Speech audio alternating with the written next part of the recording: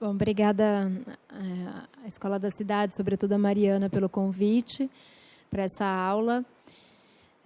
Como a Mariana adiantou, né, eu venho trabalhando desde o doutorado com as relações entre história e cinema, particularmente em torno do Chile.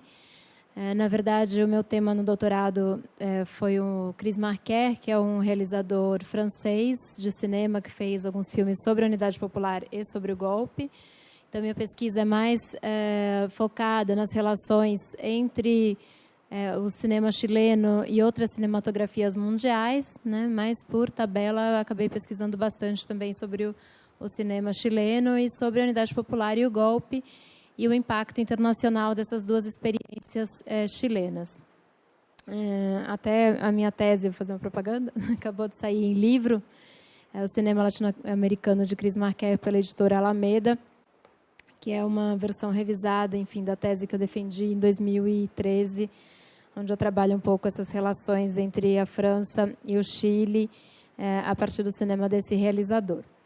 Bom, para a aula de hoje, eu preparei aqui um PowerPoint simples, enfim, mas eu trouxe aqui para vocês uma espécie de um plano da aula, né, sobre o que eu pretendo falar. Então, para começar, eu vou fazer uma pequena apresentação geral sobre a Unidade Popular e seus debates internos, né, falando um pouco, enfim, o que foi essa experiência da Unidade Popular, né, e os principais debates em torno dessa experiência.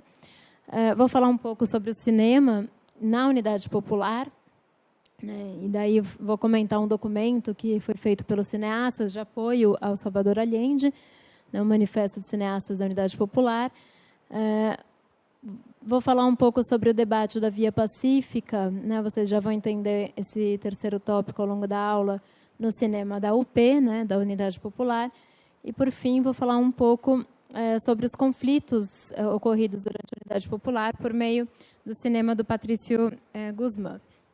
Então, para começar essa apresentação sobre a Unidade Popular, acho que é importante ter em conta, né, que existem diversos termos usados pelos historiadores para se referir a esse período, né, da Unidade Popular, que foi, enfim, o governo da Unidade Popular entre 1970 e 1973 no Chile. Então, constantemente vocês vão achar referências como experiência chilena ou via chilena ao socialismo, que são outras maneiras de se referir a esse período, né, no Chile.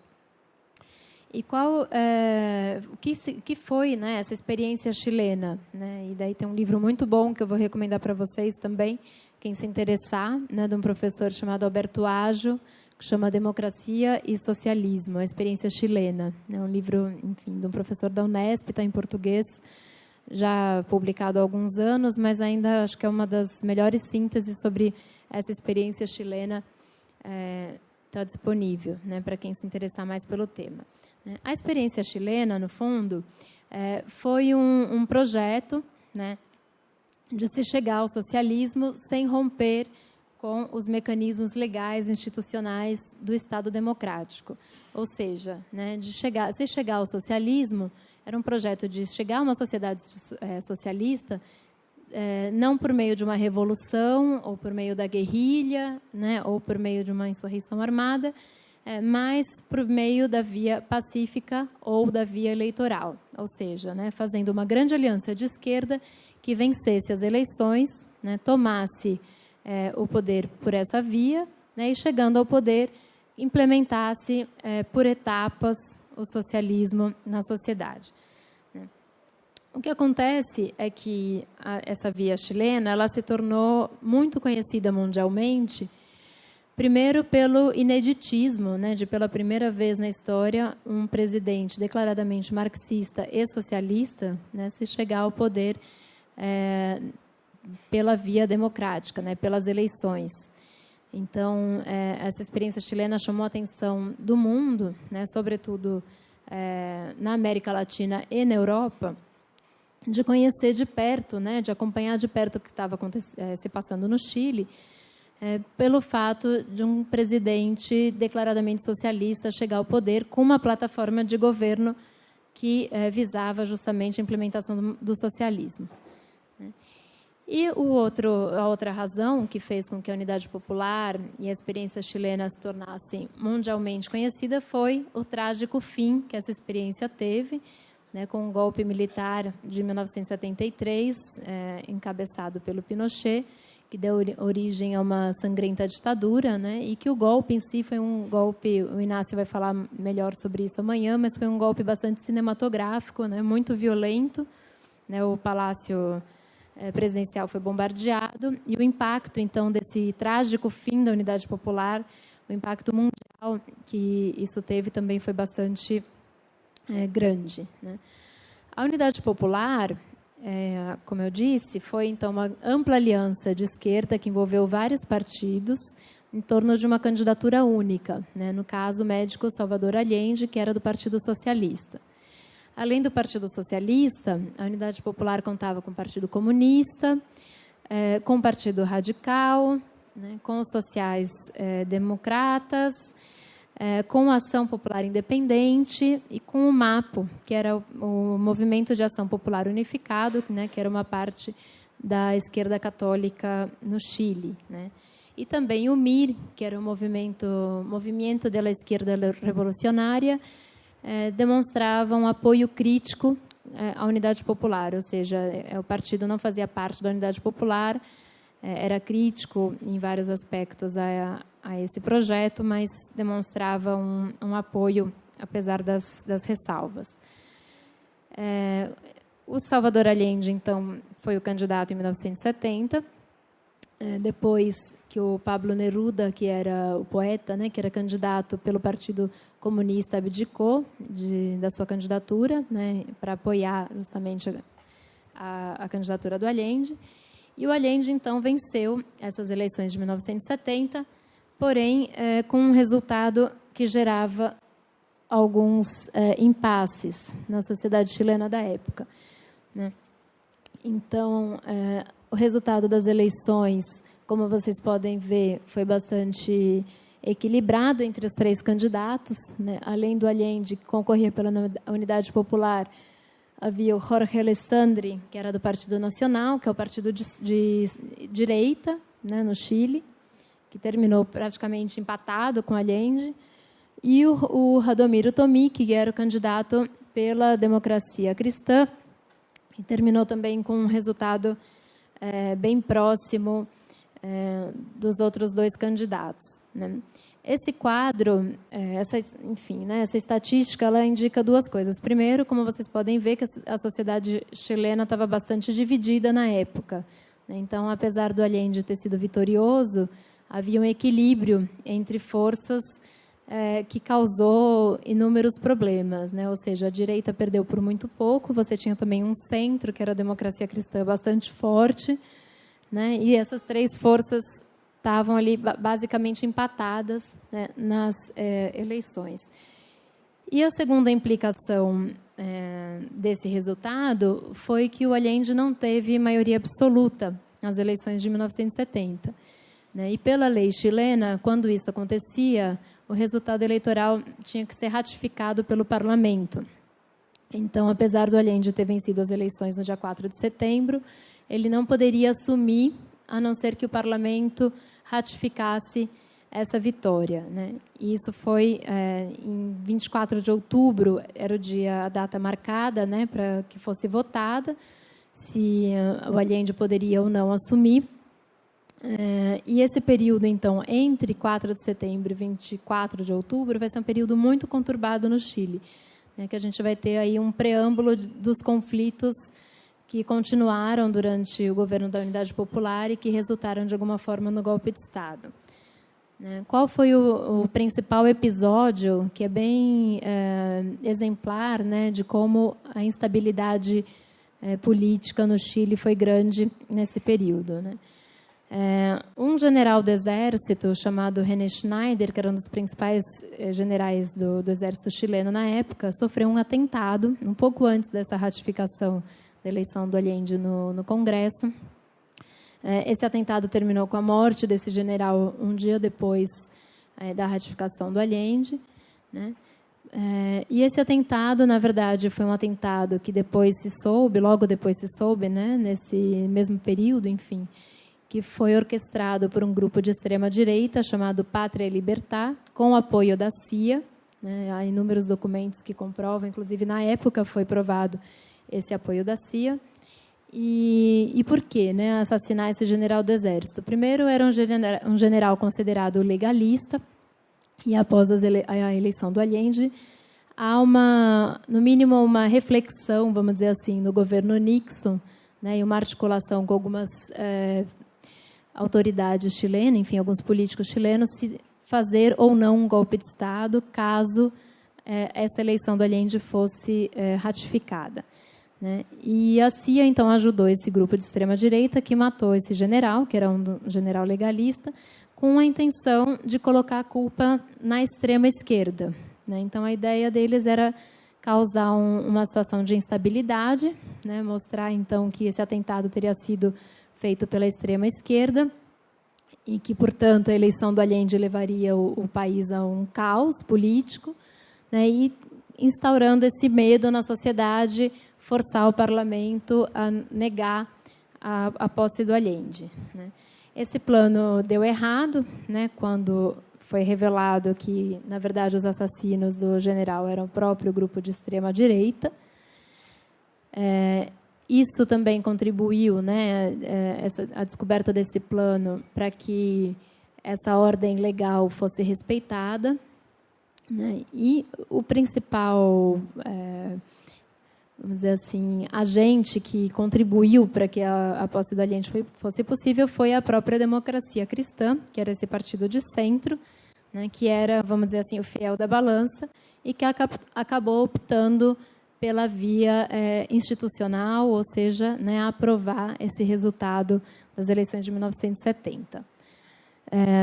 Ao longo do governo da Unidade Popular, a Democracia Cristã vai pouco a pouco se afastando, né, dessa vontade de respeitar a ordem institucional, né, e à medida que a Democracia Cristã se afasta desse objetivo, também o golpe vai ficando cada vez mais facilitado, né? Inclusive, a Democracia Cristã, muita gente acaba culpando um pouco a Democracia Cristã pelo golpe, não exatamente por articular o golpe, mas pelo fato de que a saída de cena desse partido, ou né, a partir do momento que esse partido não se opôs a um golpe, esse golpe se tornou possível. Bom, essa breve introdução, né, sobre esse período prévio à posse do Allende, o Allende toma posse em 4 de novembro, mostra que esse governo da Unidade Popular foi um governo marcado sobretudo pela instabilidade política, pelos conflitos, né? Em parte, claro, pela própria Unidade Popular, mas em parte pelas contradições que essa eleição de um presidente socialista gerou no Chile da época. O principal... Pode falar. Claro. Qual o papel da imprensa? Porque os paralelos são evidentes, né? Uhum. A gente fica pensando no papel da imprensa nesse momento no Chile, para a gente comparar com o que foi esse recente. Olha, eu não sei dizer exatamente como foi descoberto na época, mas a imprensa chilena, em geral, imagino, enfim, que não foi a imprensa chilena que divulgou, provavelmente a própria Unidade Popular deve ter tido acesso, enfim, na época se soube que era o general Vió, um outro general do Exército que estava envolvido nesse atentado. Mas a imprensa chilena da época, pelo menos a grande imprensa, né, tem um jornal muito conhecido no Chile, que é El Mercúrio, é uma imprensa de direita, e que vai ser, inclusive, uma das grandes contradições do governo da Unidade Popular, né? Porque a Unidade Popular, apesar de ser um governo de esquerda, os meios de comunicação, em sua maior parte, estavam dominados justamente pela direita, né? Então, esse conflito vai acontecer, né? A imprensa tem um papel fundamental nessa desestabilização da Unidade Popular, né? Inclusive antes do golpe também. Quer dizer, antes da posse do Allende, durante o governo da Unidade Popular e no golpe. né? E vai ser justamente uma das contradições que, inclusive, os cineastas que eu vou falar hoje têm que enfrentar, né? Que é o fato de que você tem os meios de comunicação massivos dominados pela oposição ao governo, né? Enfim, que é um quadro também que a gente sabe que se repete constantemente por aí, né? Bom, o programa da Unidade Popular, ainda apresentando um pouco o que foi, né, essa experiência chilena, ele tinha como principal objetivo a transferência dos meios de produção para o Estado, né, sobretudo por meio das nacionalizações. Então, o Chile é um país que a principal riqueza vem da mineração, as principais riquezas, sobretudo o cobre, né, e o salitre. E uma das principais ações do governo do Salvador Allende foi justamente nacionalizar esses minérios, né? E, além dos minérios, foram implementadas diversas reformas com o objetivo de tomar esses meios de produção, né? Seja a reforma agrária, que, enfim, né, acabou batendo de frente aí com o interesse dos grandes latifundiários da época.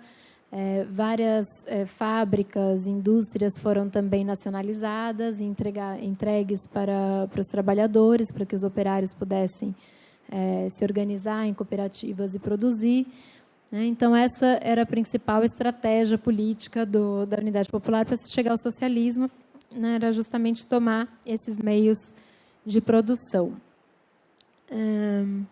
Como vocês podem imaginar, né, essa estratégia causou um grande descontentamento na direita chilena, né, e na burguesia, na aristocracia chilena, que, por sua vez, vai se organizar justamente para tentar desestabilizar cada vez mais o governo da Unidade Popular. Então, a gente tem, por exemplo, internacionalmente, diversos boicotes que o governo da Unidade Popular vai sofrer, né? Desde boicotes econômicos, por exemplo, por parte dos Estados Unidos, que barrou as exportações para o Chile, outros boicotes de várias grandes potências que conseguiam derrubar o preço do cobre no mercado internacional, vários, enfim, boicotes econômicos, sobretudo, de algumas potências, né, que estavam bastante insatisfeitas com a chegada da Unidade Popular ao poder. Internamente, em vários setores da sociedade chilena, o que a gente tem é a tentativa de paralisar a produção. Então, vários industriais, por exemplo, começaram a paralisar a sua produção. O Chile tem uma particularidade que, na verdade, é uma sociedade que, mais do que em sindicatos, se organiza por grêmios. Os grêmios, eles são divididos em categorias profissionais, né? Então, isso faz com que o interesse de classe esteja mais ou menos em risco, né? Porque você tem a sua organização por categorias profissionais e não trabalhadores e patrões, vamos dizer assim, né? Então, essas associações gremiais no Chile, que são bastante fortes, elas se articularam muitas vezes com esses patrões, né? Para usar esse termo mais genérico, justamente para boicotar certos setores produtivos, né? Isso, por um lado, desestabilizou bastante a economia chilena, por outro, acabou acarretando em formas de organizações populares que não estavam muito previstas pela Unidade Popular, né? Então, por exemplo, era muito comum que alguns donos de fábricas parassem a sua produção, porém, os próprios trabalhadores, em apoio ao governo, se organizassem para retomar essa produção, né? E tomassem a fábrica para produzir, né? Os trabalhadores que não entravam em greve ou não aderiam ao que essas associações gremiais propunham.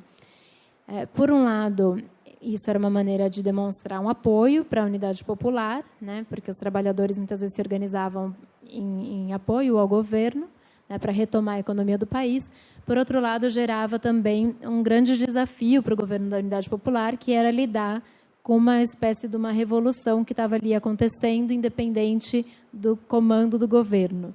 Então, eram formas de organizações populares que, por um lado, pressionavam o governo a acelerar, né, esse caminho rumo ao socialismo, e, por outro, também tentavam contornar os problemas causados pela burguesia, né, para usar um termo da época, que tentava boicotar o governo. Do lado da direita, então, a gente tem, né, essa paralisação da produção, que causou graves crises de abastecimento. Esses grêmios também conseguiram organizar algumas greves que paralisaram muito a produção no país, né? A principal delas foi a greve de caminhoneiros, que ocorreu em outubro de 72, que foi um caos para a Unidade Popular, porque o país simplesmente parou, né? Porque sem os caminhões não havia abastecimento, vários produtos não conseguiam chegar, né?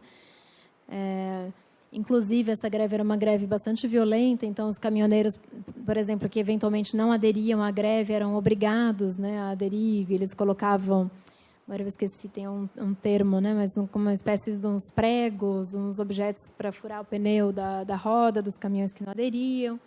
Então, era um período bastante conturbado. Essas ações fizeram com que a Unidade Popular fosse um período bastante conturbado. E do lado da Unidade Popular, do lado da esquerda, que é o lado que a gente vai ver no cinema, alguns desses debates, a Unidade Popular também não era isenta de conflitos, né? Como eu falei no começo da aula, a Unidade Popular era formada por vários partidos, né, que vinham de orientações políticas não necessariamente iguais, embora fossem partidos de esquerda, com objetivos também que não necessariamente eram os mesmos. E isso fez com que, dentro da Unidade Popular, existissem também certos conflitos que acabaram, né, prejudicando um pouco, né, esse governo, e que, posteriormente, né, depois do golpe, muitos dos participantes da Unidade Popular, além de denunciar o boicote internacional, o apoio dos Estados Unidos e o boicote da direita do país, também vão fazer uma espécie de uma autocrítica, apontando para o fato de que algumas das contradições da própria Unidade Popular haviam sido responsáveis também pela sua queda. Eu acho que talvez o Inácio amanhã vá falar um pouco mais sobre esse balanço depois do fim da Unidade Popular, mas acho que vale adiantar que essas contradições que a gente vai ver por meio do cinema na aula de hoje, elas, de alguma maneira, foram apontadas também como razões para a queda, né, pelos próprios integrantes da UP. Então, aqui eu trouxe, bem resumidamente, alguns desses debates internos, que são os debates que a gente vai ver, que vão aparecer no cinema da Unidade Popular. Então, uma primeira grande discussão, que essa discussão, na verdade, envolveu não apenas a esquerda chilena, mas a esquerda mundial, foi a questão da via pacífica versus a via insurrecional.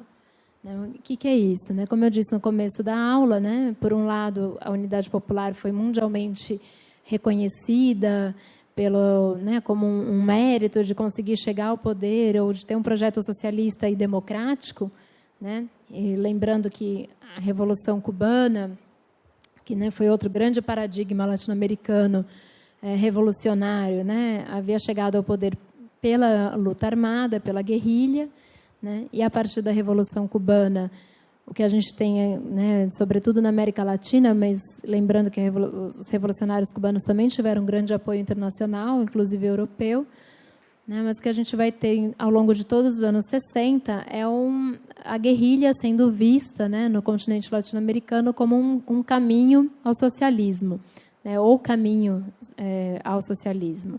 Então, os grupos de esquerda de vários países vão aderir a esse discurso da Revolução Cubana. E, ao final da década de 60, a guerrilha vai perder um pouco de força como projeto ideológico. Vale lembrar, o próprio Che Guevara foi assassinado em 67, que é um dos marcos desse enfraquecimento da guerrilha. E o governo da Unidade Popular vai surgir como um novo paradigma ou como uma nova esperança de uma nova via.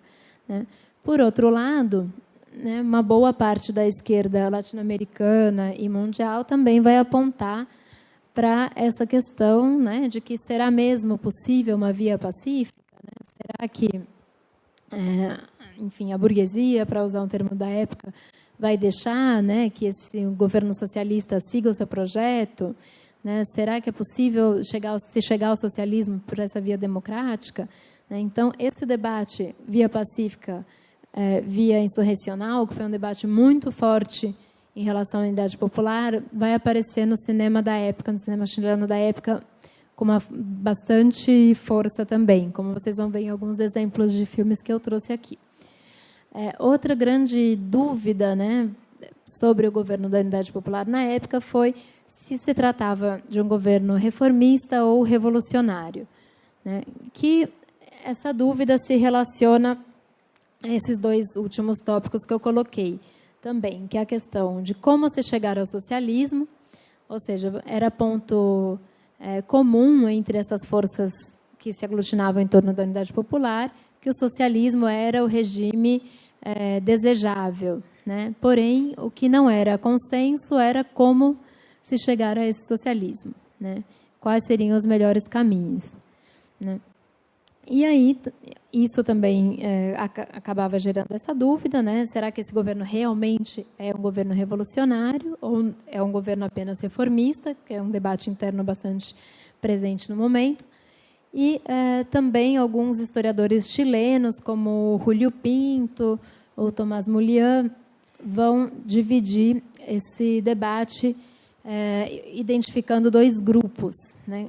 O grupo dos gradualistas, que seriam os que queriam chegar ao socialismo lentamente, por meio de algumas etapas que teriam que ser superadas, né? E os rupturistas, que eram os que desejavam que esse processo, né, rumo ao socialismo fosse acelerado, né? De uma maneira bem simplificada, o Julio Pinto, eu até trouxe um livro também para mostrar para vocês, que é bastante interessante, que ele organizou, um historiador chileno, que inclusive ganhou esse ano, acho que no ano passado, o principal prêmio de história no Chile, né?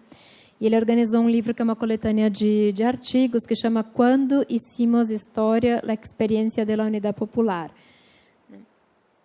E o Julio Pinto, então, ele vai dividir ele vai identificar, né, nesses gradualistas, sobretudo o Partido Comunista, alguns segmentos do Partido Socialista, inclusive o próprio Allende, o que vai gerar também um conflito interno do Partido Socialista, porque o Allende, apesar de ser do Partido Socialista, ele representava uma posição minoritária no Partido Socialista, que era essa posição gradualista, ou seja, né, que defendiam que deveria se ir seguindo etapas, né, para se chegar ao socialismo e que isso deveria ser um processo lento, né?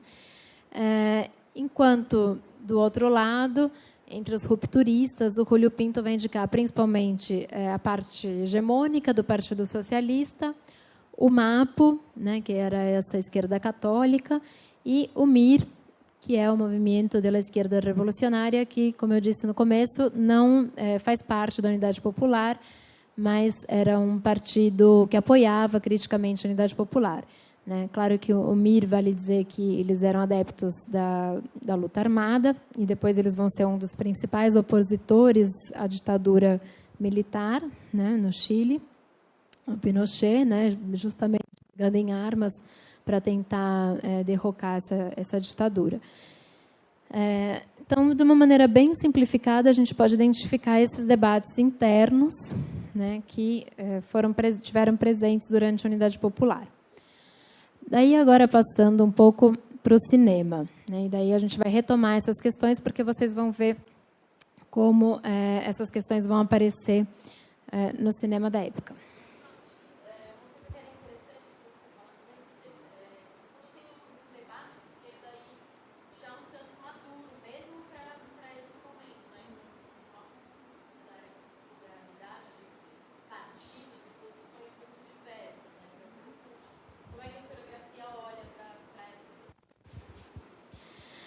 Olha, eu acho que esse olhar da historiografia para essa questão ele foi mudando ao longo dos anos, né? Porque, num primeiro momento, sobretudo se a gente pegar os historiadores chilenos, né, ou os livros de história chilenos, o que a gente tem é que uma grande parte desses primeiros balanços sobre a Unidade Popular foi feita justamente por pessoas que participaram do governo da Unidade Popular, né? Então, essa primeira geração, vamos dizer assim, de historiadores, é uma geração que participou desse processo, né?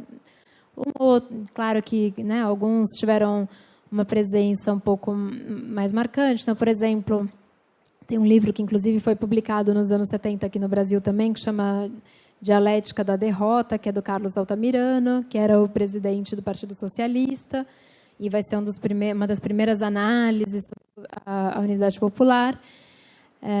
E essa primeira geração de historiadores, né, acabou reproduzindo muito esses próprios conflitos, né? Então, por exemplo, no livro do Carlos Altamirano, Dialética de uma Derrota, ele vai apontar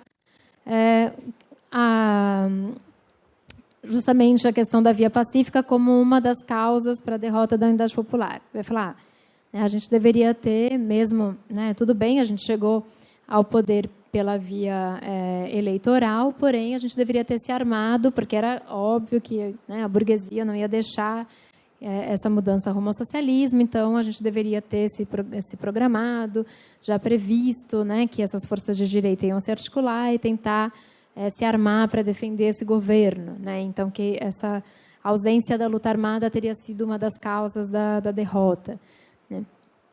E, claro, daí você vai ter outras posições que são diferentes dessas do Altamirano, mas você tem primeiro uma primeira geração que vai ser a geração que participou desse processo, né? E que vai fazer uma historiografia. O Luiz Corvalán, que também era o secretário-geral do Partido Comunista, ele tem vários livros publicados sobre o período, né? E, claro, que vale dizer também que alguns desses livros foram publicados no exílio, né? Claro que depois, com o fim da ditadura no Chile, alguns deles foram traduzidos, outros foram escritos depois, enfim, né, dos anos 90, anos 2000, mas por essa geração ainda, né? E muita coisa foi publicada no exílio, imagino que o Inácio vai falar também amanhã, mas o exílio chileno, como a gente sabe, é um exílio quase que sem proporções, né? Ou menos na América Latina, o espaço que o exílio chileno teve, os exilados chilenos tiveram no exterior, não se compara aos exilados de nenhum outro país latino-americano, né, por vários fatores, entre eles justamente pelo impacto que a própria unidade popular tinha tido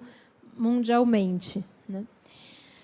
E o que a gente tem hoje, por isso que eu até indiquei esse livro do Julio Pinto, já é uma geração um pouco mais distanciada, né, que o Julio Pinto, enfim, né, provavelmente devia ser estudante, né, mas ele já é de uma geração que não participou tão ativamente assim da unidade popular, e é uma mudança também, eu acho que bastante significativa dessas duas gerações, vamos dizer assim, que escrevem sobre a unidade popular, é que, num primeiro momento, você tem muito mais trabalhos que vão focar numa análise política e econômica, né? E, recentemente, a gente tem muito mais trabalhos, não sei se mais trabalhos, mas a gente começa a ter também trabalhos que vão investigar a cultura durante a unidade popular, outros aspectos que eram muito pouco estudados até pouco tempo atrás, né? E acho que justamente o que permite essas novas abordagens é o fato de que surge uma geração mais recente, que não tem talvez um envolvimento assim tão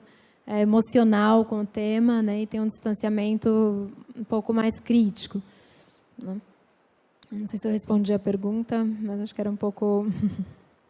E também é isso, acho que tem que também ter em vista que muito do que foi escrito foi publicado fora do Chile, né? Vale dizer que a ditadura chilena, enfim, vai terminar em 1990 somente, então é uma ditadura bastante longa que terminou não faz tanto tempo assim, né? A gente pensar na história contemporânea, né? Bom, indo então para o cinema, primeiro, de uma maneira geral, né, eu acho que a cultura durante a Unidade Popular, um projeto cultural desse governo da Unidade Popular, partiu de um pressuposto, né, que também foi um pressuposto que eu acho que se seguiu nas instituições culturais que surgiram depois da Revolução Cubana, que é o pressuposto de que, para você ter uma nova sociedade, você precisa também de uma nova cultura, né? Então, é muito comum nesses governos revolucionários esse discurso rupturista, né, de que, então, você precisa, para criar o socialismo, você precisa também de uma nova cultura que rompa com a cultura burguesa, né, na visão, claro, sempre que eu uso esses termos burgueses, estou usando entre aspas, porque também são termos da época, né? Então, existe um pouco a ideia de que era necessário romper com essa cultura hegemônica e criar uma nova cultura. E quando a Unidade Popular, o Salvador Allende, chega ao poder, uma das preocupações vai ser justamente possibilitar que essa nova cultura seja criada, né? Uma nova cultura que fosse mais próxima ao povo, que fosse mais representativa da cultura popular e que dialogasse também com o povo, né? Um pouco essa era a mentalidade da época.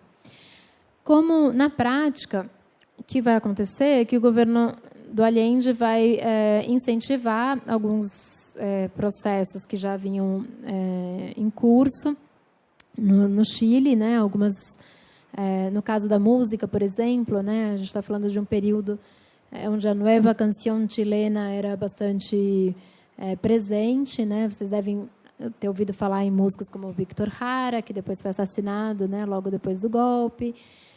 Os filhos da Violeta Parra, por exemplo, o Ángel Parra e a Isabel Parra, o Patrício Mans, né, eram músicos que já faziam uma canção engajada de esquerda e que vão ter um apoio bastante grande do governo da Unidade Popular. Ao mesmo tempo que eles vão apoiar a Unidade Popular, o próprio governo vai ajudar, por exemplo, enfim, organizar festivais, intercâmbios desses músicos com outros músicos latino-americanos.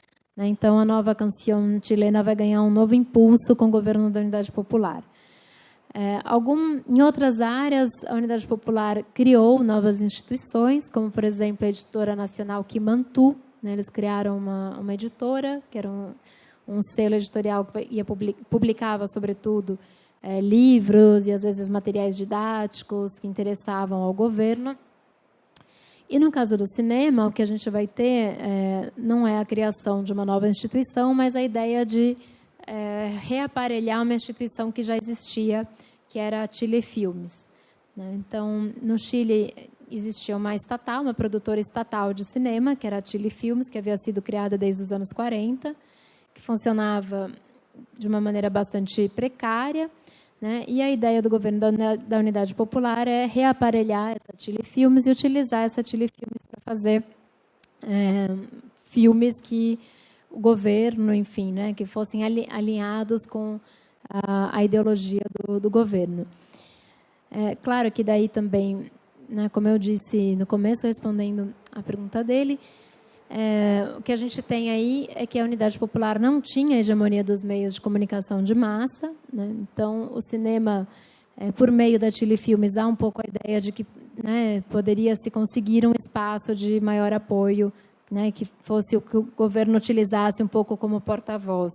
Né? Tanto que um dos maiores projetos da Chile Filmes, e talvez um dos poucos que deu certo, depois eu vou falar um pouco mais sobre a Chile Filmes, né, que foi uma experiência não tão bem sucedida assim, mas um dos maiores projetos da Chile Filmes era fazer noticieiros, né, ou seja, cinejornais que pudessem ser exibidos no cinema com notícias, né, e aí tentando fazer uma oposição, inclusive, à televisão, que era, em sua maioria, tirando o canal estatal, dominada por meios, enfim, que eram contrários ao governo, que faziam oposição ao governo.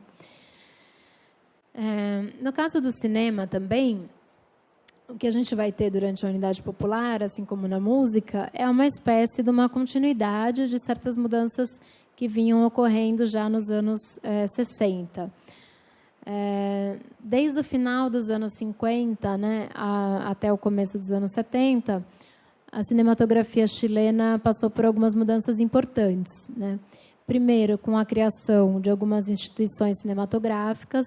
O cinema chileno era bastante precário até então, ao contrário de outras cinematografias latino-americanas, como a brasileira, a argentina, a mexicana, né, que mesmo com algumas dificuldades, né,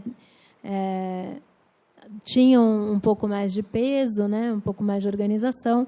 No caso chileno, era bastante incipiente ainda, né, o cinema chileno. É bastante difícil, né, de fazer cinema no Chile nessa época. E no final dos anos 50, por exemplo, foi fundado o Centro de Cine Experimental da Universidade do Chile, né, em 57. E em 70 é fundada também a Escola de Artes de la Comunicação da Universidade Católica. Esses dois centros, um fundado em 57, outro em 70, vão ser dos mais atuantes também durante o governo da Unidade Popular. Então, uma boa parte dos filmes que apoiam a Unidade Popular e que foram feitos nessa época foram feitos nessas duas instituições, que não necessariamente eram tão ligadas ao governo, e que haviam sido fundadas antes, mas que tinham, né, um perfil já desde os anos 60, enfim, sobretudo o centro da Universidade do Chile, né, um perfil de se abrir a um cinema político. Então, nos anos 60, o que a gente tem é uma cinematografia de esquerda, que reforçava muito a ideia de um engajamento político que já estava crescente no país, né, a partir desses dois centros de produção, e que nos anos 70, então, vai continuar, né, vai se engajar nesse projeto da Unidade Popular e, por sua vez, o projeto da Unidade Popular vai também incentivar essa cinematografia, né, politicamente engajada, vamos dizer assim. Outro fator bem importante dos anos 60 no cinema, né, foi os festivais de cinema de Viña del Mar, né? Enfim, já existia um festival de cinema importante em Viña del Mar. Em 67, esse festival de Viña del Mar ele se tornou um festival de cinema latino-americano, né, que foi organizado então em 67 e em 69. A importância desses festivais de vinha, né, elas ultrapassam as fronteiras chilenas, né? Esses dois festivais foram extremamente importantes para o cinema latino-americano como um todo. E foi também uma chance, uma oportunidade para os cineastas chilenos de entrarem em contato com outras cinematografias latino-americanas da época, né? Enfim, depois o Inácio vai falar amanhã na aula dele, né? Mas ele publicou, não sei se ele vai comentar, ele publicou no Chile esse livro Câmeras em Transe, que é sobre o Nuevo Cine Latino-Americano. Não sei se vocês já escutaram falar, né? Essa expressão Nuevo Cine Latino-Americano é uma maneira de se referir a um projeto que envolveu vários países, inclusive o Cinema Novo, de alguma maneira, esteve envolvido, de fazer um cinema comprometido com a revolução, né? Então, a gente está falando de propostas estéticas bastante diferentes, mas que tinham em comum esse engajamento político e a ideia de que o cinema deveria estar a serviço da revolução, né? Eu não vou me alongar sobre o que foi o Nuevo Cine Latino-Americano, mas vale dizer que esses festivais de Viña del Mar foram bastante importantes para que o cinema chileno entrasse em contato com essas outras cinematografias, estabelecesse intercâmbios com os cineastas de outros países da América Latina, né? E todos esses esforços anteriores, eles vão, durante o governo da Unidade Popular, encontrar, então, uma continuidade e um incentivo. Esse cinema politicamente engajado vai encontrar muito mais espaço, né, e um apoio governamental na época da Unidade Popular. De modo geral, né, os cineastas chilenos, sobretudo os cineastas de esquerda, né, mas que era, sobretudo com os festivais de vinha, com esses centros de produção, era o cinema que tinha uma certa força no momento. A maior parte desses cineastas vão apoiar o governo da Unidade Popular, e um apoio bastante explícito, né, que a gente vai ver tanto nos filmes quanto no manifesto que foi assinado por vários cineastas do período. Então, há um engajamento por parte do cinema chileno na campanha do Allende. E um exemplo desse engajamento é justamente o primeiro filme que eu queria mostrar um trechinho para vocês, que é um filme que chama Venceremos, que foi feito em 1970, durante a campanha do Allende, por um cineasta que chama Pedro Chaskel, que até hoje, enfim, é bastante importante no Chile, né? Ele ainda tá vivo, e o Héctor Rios. O Pedro Chaskel, depois, ele vai comandar, depois do golpe, a Cinemateca Chilena do Exílio, né? Então, é um cineasta que depois vai ter uma importância grande no exílio, ele vai ser, inclusive, exilado em Cuba. Então, em 1970, eles fazem esse filme que pode ser considerado praticamente um filme de propaganda da Unidade Popular, né? Como eu disse, foi feito durante a campanha, né? O lema Venceremos era o lema da campanha do Allende. Eu vou mostrar um trechinho para vocês, que eu acho que dá para ver um pouco esse clima de euforia, né? E como o cinema se engajou. pode colocar, acho que no minuto 7:30. E uma outra coisa também que é interessante, enfim, depois a gente pode comentar um pouco o filme, o que vocês vão ver que né, quando eu falo do cinema e da música, como também havia uma espécie de uma... No minuto 7:30, mais ou menos. Acho que está... coloca um pouquinho antes, que daí a gente testa o som. E daí vocês vão ver também como a própria canção, Nueva Canción Chilena, vai aparecer nesses filmes. No caso das artes plásticas que a gente tem na Unidade Popular, são as brigadas artísticas, né, que faziam uma arte mural, que também em vários desses filmes a gente vê essas manifestações das artes plásticas. Então, todas essas artes também estavam, de alguma maneira, associadas nesse apoio ao governo do Allende. Começou a ser feito antes, né, enfim, durante a campanha, né, inclusive Venceremos é o lema da campanha do Allende, e foi concluído logo depois. Né? E é interessante porque essas imagens de violência, né, do enfrentamento, depois muitas delas foram usadas em outros filmes como se fosse o golpe militar. Né? Não sei se vocês talvez já tenham cruzado com algumas dessas imagens que estão aí, que, na verdade, são enfrentamentos ocorridos durante o governo do Eduardo Frei, que era o governo anterior ao do Allende, que era um governo da democracia cristã.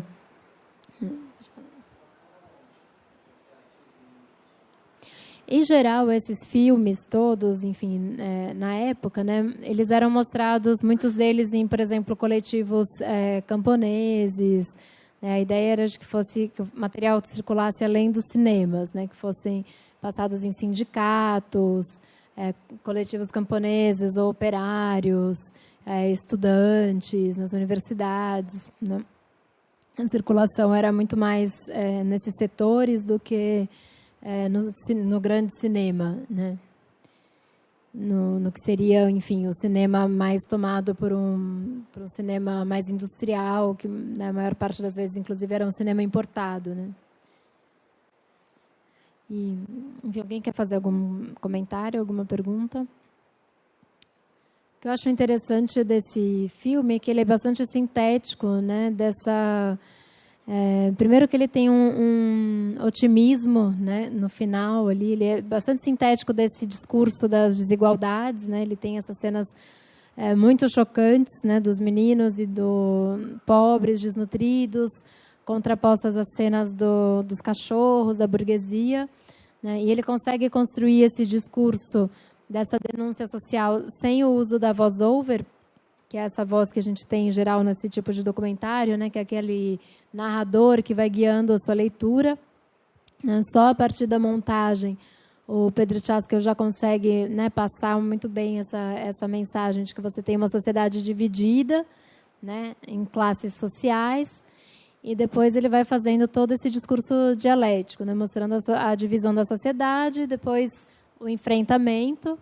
Né, e o enfrentamento, vale dizer, pacífico, ou seja, né, a gente tem as cenas de manifestações que estão sendo reprimidas, mas a violência vem por parte do Estado, né, e não por parte do povo. Né, o povo está mobilizado pela via pacífica, né, pela manifestação, pela tomada nas ruas, e no final você tem, então, a solução para essa sociedade desigual, que seria justamente o governo da Unidade Popular.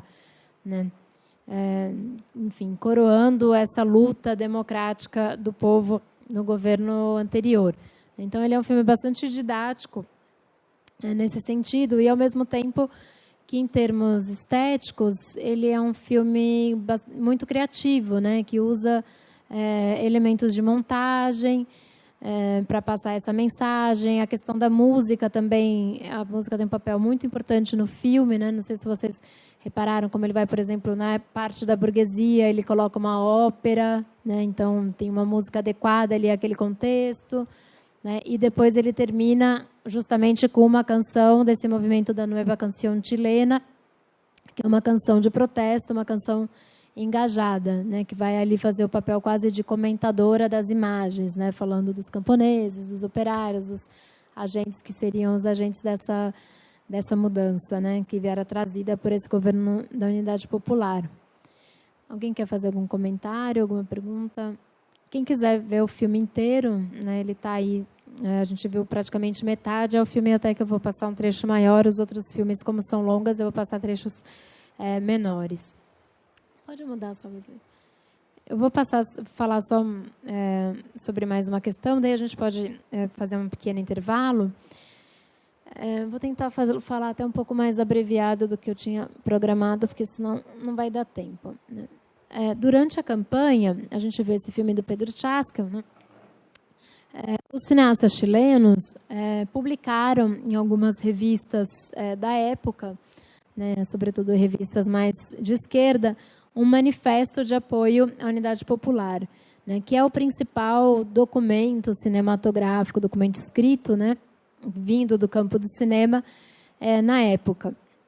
O que é interessante desse manifesto é que ele vai, né, quem estuda o texto percebe que ele tem muitas referências a outros manifestos desse novo cine latino-americano, né? Então, textos, por exemplo, publicados em Cuba, na Argentina, né, o que mostra que algumas das ideias que esses cineastas chilenos vão colocar aí vinham, de alguma maneira, de contatos com outras cinematografias latino-americanas, né, que se engajavam nesse processo de mudança social.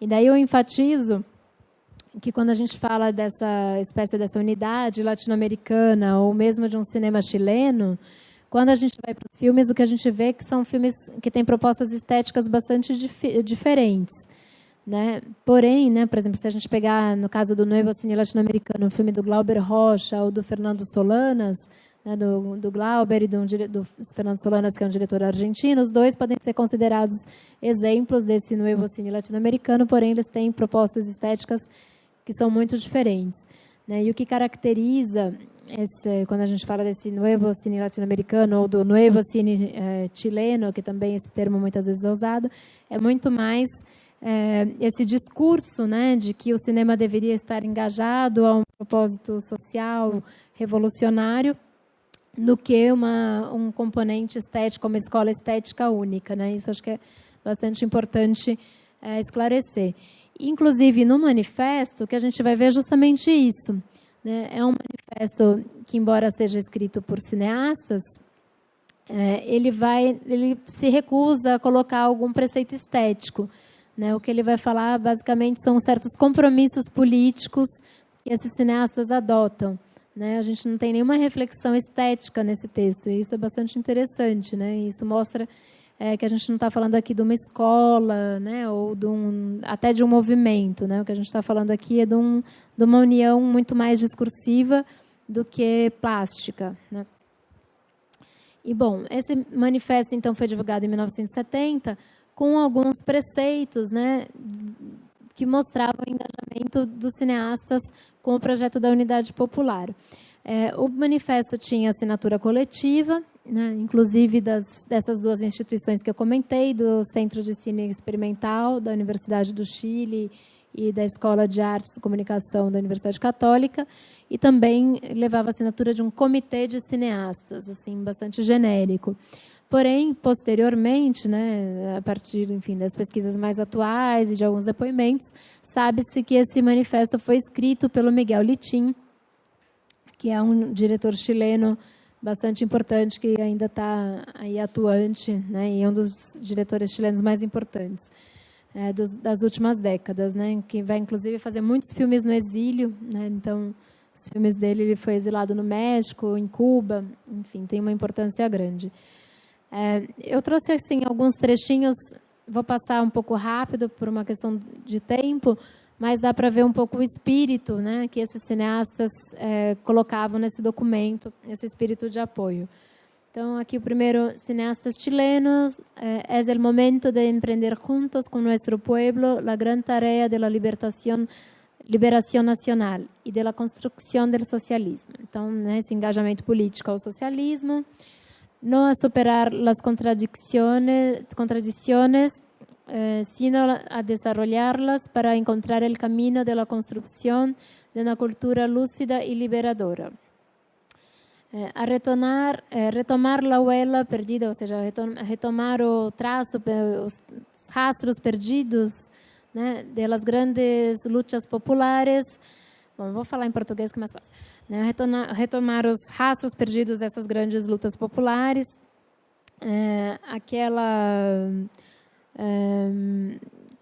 na verdade, quando você passa por cima, né, de alguma coisa que ela é um pouco aprendida pela história oficial, e desenvolver o povo como a sua herança legítima e necessária para enfrentar o presente e projetar o futuro.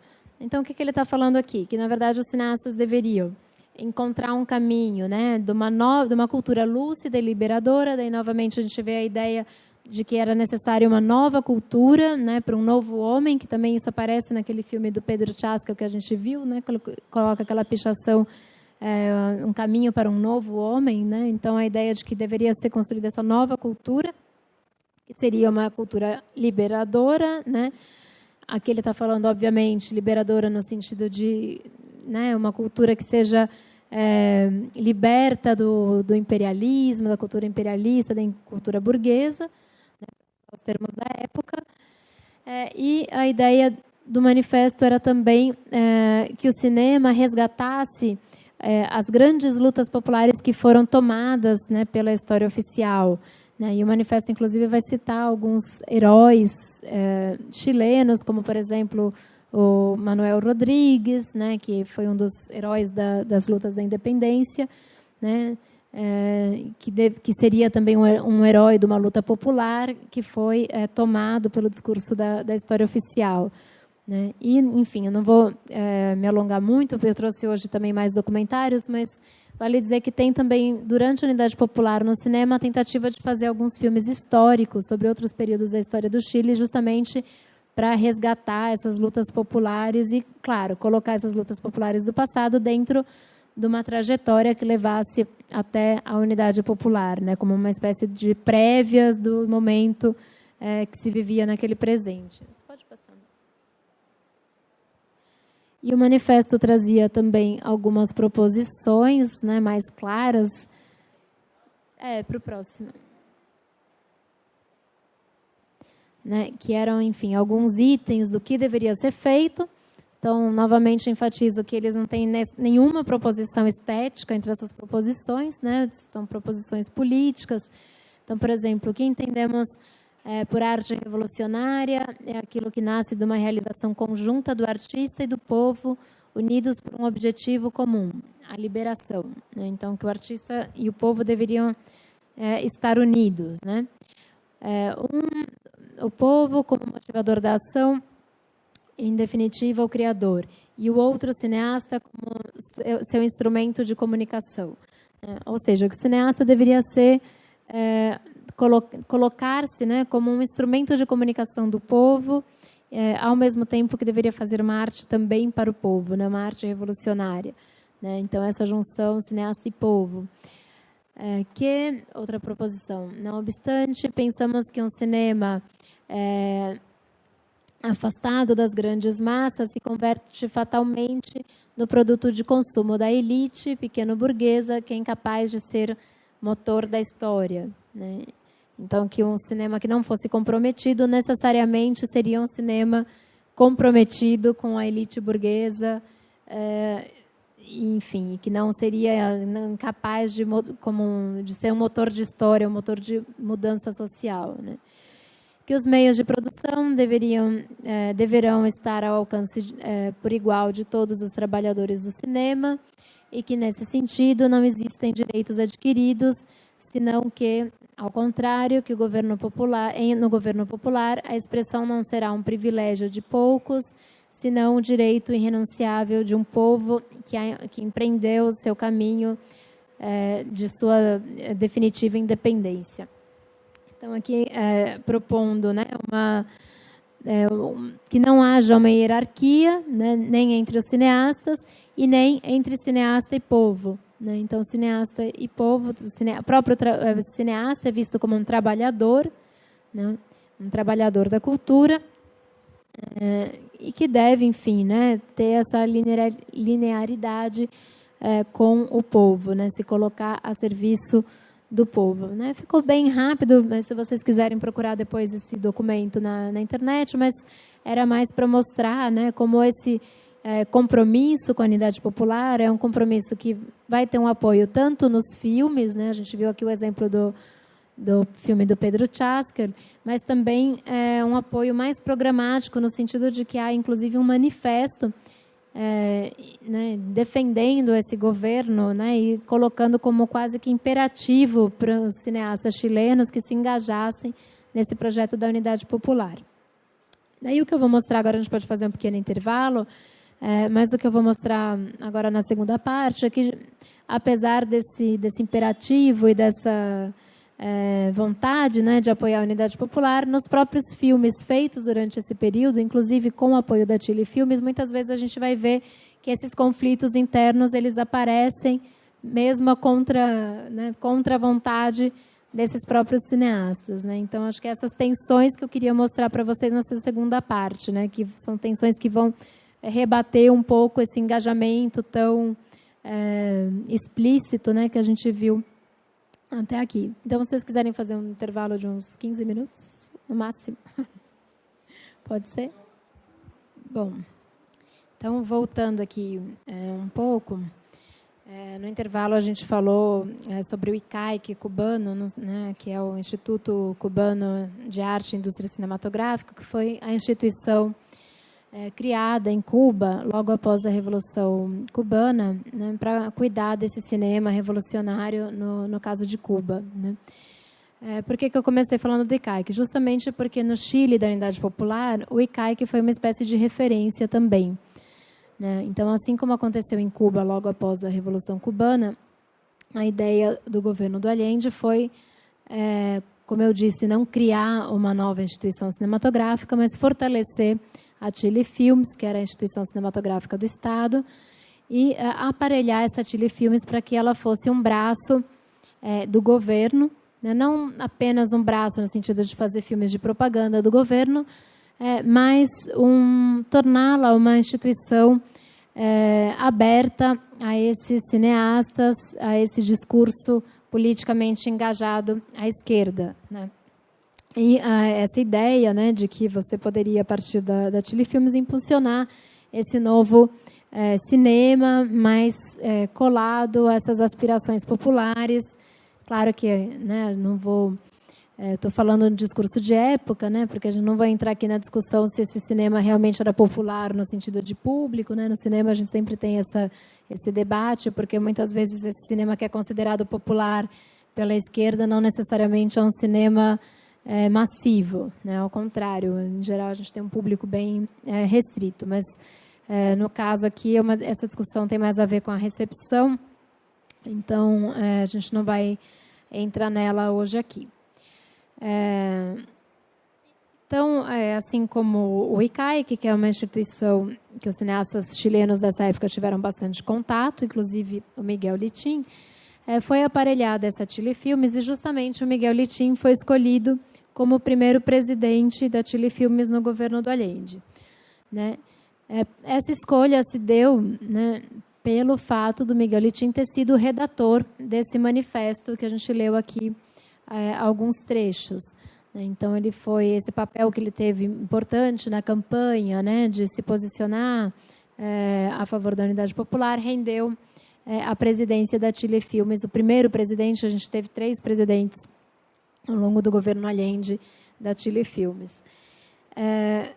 O funcionamento, ao contrário do ICAIC, que funcionou muito bem e se tornou uma espécie de um polo cinematográfico na América Latina, a Chile Filmes teve um funcionamento bastante precário, né? Em parte pelas dificuldades materiais, né? Então, uma delas, por exemplo, o boicote das exportações, né, americanas ao Chile fez com que fosse muito difícil o acesso à película. Então, esses boicotes internacionais colaboraram para que a Chile Filmes tivesse um funcionamento precário, mas também, em parte, pelo fato de que, ao contrário do que aconteceu em Cuba após a Revolução, que foi criada uma lei, né, que deu origem ao ICAIC, uma lei com objetivos bastante específicos e muito delimitados. No caso da Chile Filmes, não havia um conteúdo programático de funcionamento tão definido, o que, por um lado, acabou fazendo com que o cinema durante a Unidade Popular não fosse assim tão dirigido por uma única instituição. Vários desses cineastas que apoiaram o governo produziam, inclusive, em outros centros, como o Centro de Cinema Experimental da Universidade do Chile e na Universidade Católica, na Escola de Arte e Comunicação da Universidade Católica.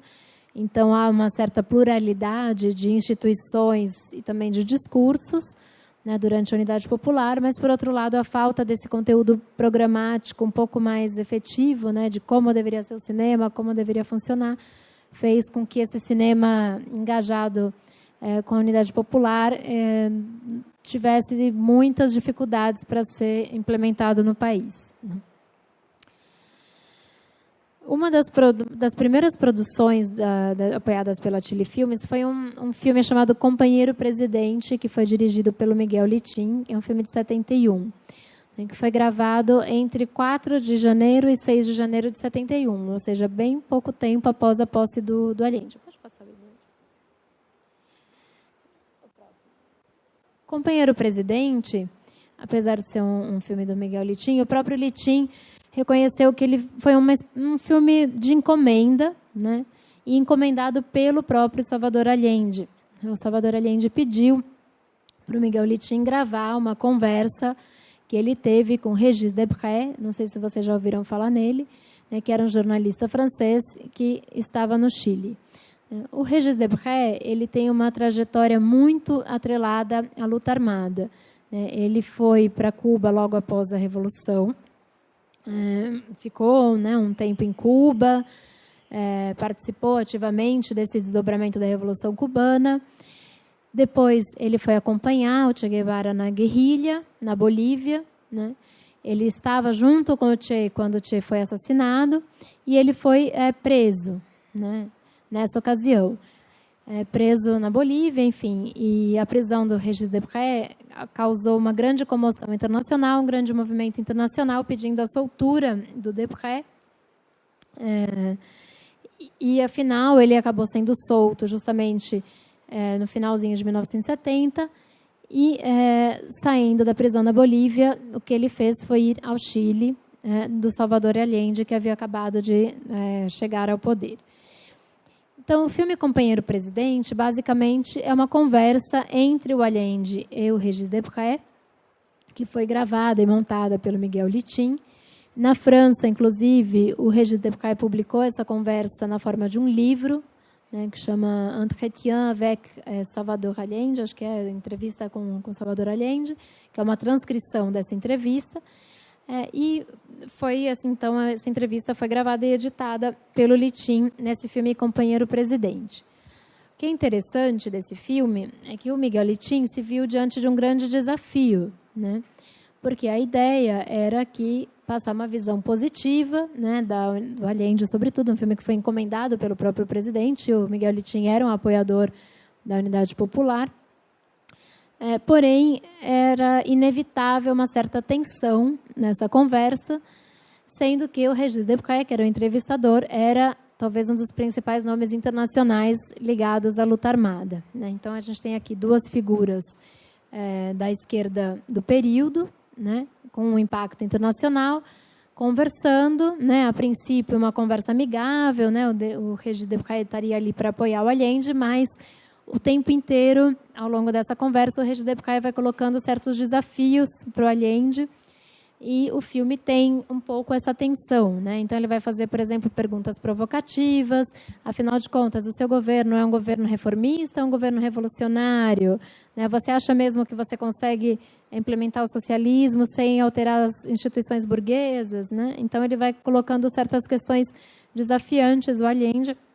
E o Miguel Litín, na montagem, teve esse desafio, então, de amenizar essas tensões, algo que ele vai procurar fazer, sobretudo com essa tentativa de aproximar do povo, aproximar do espectador a figura do Allende. Essa tentativa, ele usa vários mecanismos no filme para aproximar o espectador da figura do Allende. O próprio nome do filme, Companheiro Presidente, usa essa denominação de companheiro, que era uma denominação mais ou menos comum para o Allende, mas ele já coloca no título, tentando mostrar um Allende próximo ao povo.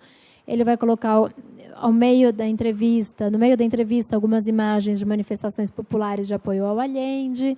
Essa entrevista é gravada na casa do Allende, então tem essa ideia de uma atmosfera mais intimista, né? E ele vai, então, na montagem, sempre tentando usar esses outros mecanismos para amenizar essa tensão, né? Mas é uma tensão que ela vai perpassar o filme, né? E a gente tem, então, nesse filme, que talvez não, é o primeiro filme da Chile Filmes, um filme encomendado pelo próprio presidente, né? Uma daquelas tensões que eu coloquei no início da aula, né? Que era esse questionamento que a Unidade Popular vai receber desde o seu princípio sobre os limites dessa via pacífica, né? Seria mesmo possível chegar ao socialismo pela via pacífica? Né? E esse questionamento, então, está presente. Eu vou passar um pequeno trecho para a gente ver. Então, no minuto... O áudio não está muito bom, então vou passar um trecho pequeno. No minuto 16...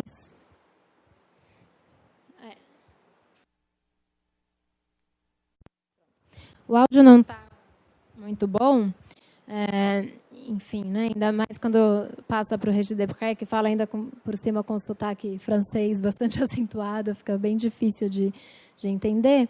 Mas acho que deu para ver um pouco essa atmosfera nessa cena do que é o filme, né? Então você tem o tempo inteiro o Régis Debray fazendo provocações ao Allende, né? Aqui nesse pequeno trecho que eu passei, ele está perguntando sobre a visita do Allende em Cuba, né? Como tinha sido, o que ele tinha pensado, e o Allende tentando, na sua fala, colocar essas duas vias, né? A via pacífica e a via armada, como vias não necessariamente opostas, né? Então, ele vai falar, por exemplo, sobre o encontro dele com Fidel Castro e como ele tinha uma certa admiração pelo Fidel e como eles tinham se dado bem. E o Miguel Litin, por sua vez, no filme, ele vai sempre também enfatizar essa harmonia, entre aspas, entre as duas vias, né? Então, por exemplo, nessa cena a gente vê que ele tem várias tomadas da fotografia, que está o Allende e o Fidel um ao lado do outro, né? E ele vai mostrando, então, essa relação harmônica entre o Allende e o Fidel. Por outro lado, o próprio Allende também vai ler a dedicatória que o Che escreveu para ele no livro Guerra de Guerrilhas, né? A dedicatória falando a Salvador Allende, que por outras vias trata de conseguir o mesmo. Então, o filme ele tenta apaziguar essas tensões, porém, né, o espectador, né, a gente, quando vê esse filme, fica claro de que essa tensão ela de fato existe, né? Sobretudo pela figura do Régis Debray, que é uma figura bastante polêmica e que o tempo inteiro, embora ele demonstre uma admiração pelo Allende, ele vai provocar o Allende com perguntas que vão apontar para esses limites dessa via pacífica, né? Alguém quer fazer alguma pergunta, alguma colocação?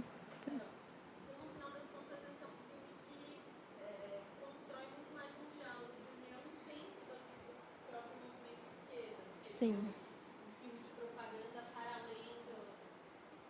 Sim, exatamente. Acho que ele é um filme que ele tem uma inserção muito maior dentro da própria esquerda, né? E daí lembrando que dentro da Unidade Popular, e mesmo a gente tem a questão do MIR também, né? Como eu falei, que tem um apoio crítico, você tem uma parte da esquerda chilena que aponta justamente para os limites dessa via pacífica, que está questionando o tempo inteiro, né, os limites dessa via pacífica.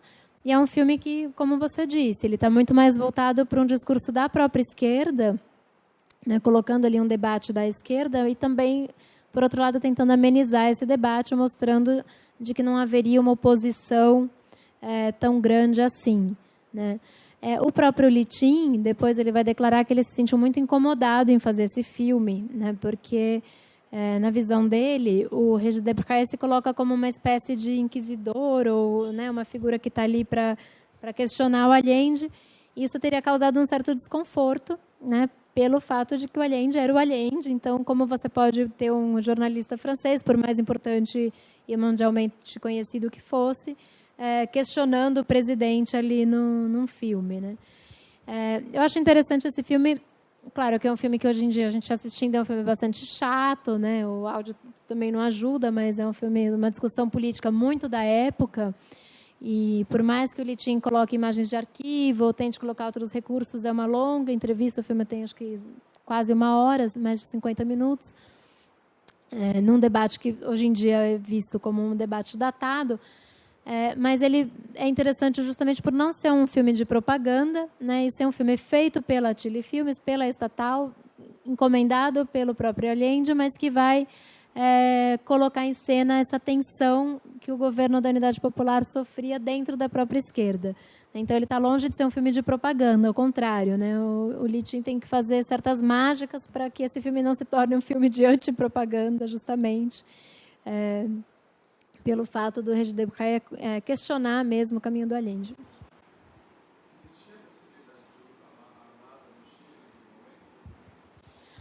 Olha, uma boa parte, o grande conflito em relação a isso dentro da Unidade Popular é que uma boa parte da Unidade Popular, sobretudo o Partido Socialista, né, com exceção do Allende, que apesar de ser do Partido Socialista, estava muito mais ligado à posição do Partido Comunista, defendia que houvesse uma tentativa de se armar ao longo do governo, né? Ou seja, tudo bem, a gente chegou pela via pacífica, pela via eleitoral, porém a gente não pode desconsiderar a possibilidade de haver uma contra-revolução. Portanto, uma parte da Unidade Popular vai defender que a Unidade Popular se armasse como uma espécie de defesa. Inclusive... Oi? Desculpa. Isso, não tanto o endurecimento do regime no sentido de forças policiais, porque, na verdade, uma das grandes armadilhas da Unidade Popular é que há uma certa crença, havia uma certa crença na legalidade,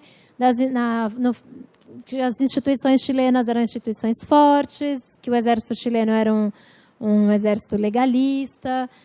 Então, há uma certa confiança de que a ordem institucional no Chile ela é sempre mantida, que o Chile é um país de uma longa tradição democrática. Há um certo mito em relação a isso. Na época, que uma boa parte da Unidade Popular vai defender esse discurso, né, de que não, nós somos um país, ao contrário de muitos países da América Latina, que no Chile a gente tem uma tradição democrática, as Forças Armadas elas são democráticas, e o próprio Allende reproduz muito esse discurso. Então, não se trata tanto de aparelhar o exército, mas uma parte da Unidade Popular defendia que houvesse uma força paralela, não uma força estatal, mas uma força paralela de apoio. Inclusive, o próprio Allende ele tinha uma guarda pessoal, que era uma guarda formada por amigos, entre aspas, da Unidade Popular. Ou seja, inclusive, muitos desses amigos eram ligados ao MIR, ao Movimento da Esquerda Revolucionária, que era uma força, no fundo, paramilitar, né, de guarda pessoal. Então, por um lado, você tem esse discurso do próprio Allende legalista, de que não, nosso exército ele é um exército de longa tradição democrática, eles vão respeitar todas as decisões que forem tomadas dentro da institucionalidade, porém, né, a guarda pessoal, para garantir, a gente tem uma guarda paramilitar para, enfim, né, garantir a defesa do presidente, né? Então, uma parte dessa Unidade Popular vai defender que essa força paramilitar fosse um pouco maior. E uma das grandes críticas, como eu já falei, né, que foi feita depois do golpe, é justamente o fato de que essa força paramilitar se mostrou muito insuficiente. O pouco que havia, as poucas armas que a Unidade Popular tinha para se defender foram pífias no dia do golpe, né, frente ao poder do exército. Então, até tem alguns pequenos núcleos de resistência armada ao golpe, mas é uma resistência armada que não tinha a menor condição de fazer frente ao exército chileno. Agora, só para também terminar, né, essa resposta, também uma parte dessa crença do Allende na legalidade do exército vinha do fato de que o general Prats, era o principal general do exército, de fato era um general legalista, né? E que se manteve legalista até o fim, tanto que, posteriormente, ele foi assassinado pela ditadura, né? Agora, o Pinochet, por exemplo, era considerado, da parte do exército, legalista, né? E depois se mostrou o que se mostrou. Então, também é um mito, né? E uma das falhas da Unidade Popular foi justamente acreditar que o exército chileno respeitaria a institucionalidade, né? Esse trecho que a gente viu, nós vimos para falar, nós estamos junto à Revolução Cubana. A Revolução Cubana poderia ser considerada, ela era bem vista por parte desse eleitorado chileno nesse momento, já uma revolução de 12 anos, 14 anos. Como que era essa relação? Então, ótima a sua pergunta, porque assim eu vou para o meu próximo filme que eu ia mostrar. Essa também é uma questão bem complexa de responder, porque justamente como você tem uma unidade popular que é em si dividida, você tem os setores da esquerda chilena que procuravam essa aproximação, né, com a Revolução Cubana, e setores da esquerda chilena que viam essa aproximação como algo negativo para a unidade popular.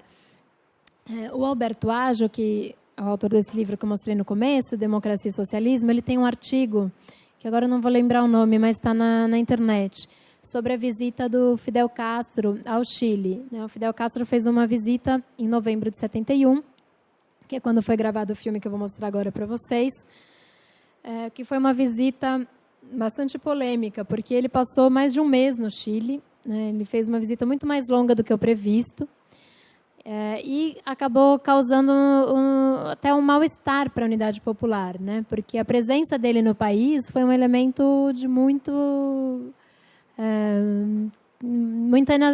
instabilidade, né? Primeiro porque ele passou muito mais tempo do que o que se esperava.